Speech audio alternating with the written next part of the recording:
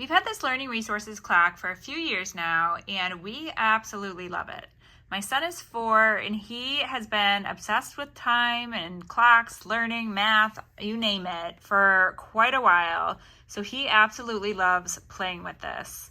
I really love that it has both the hours and the minutes on here, so he can learn both of those.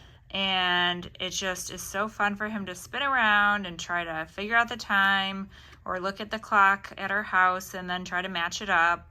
He's learned a lot from this. We bring it in the car. It's fun on road trips. It's really small. You can see it just fits in my hand, so just be aware of the size. And you cannot spin the hour hand by itself, so you have to spin the minute hand to go around. But I actually like that it has not loosened over time at all. It's nice and sturdy. It's like a hard plastic material, and this thing has just been awesome for learning how to tell time. So I highly recommend it.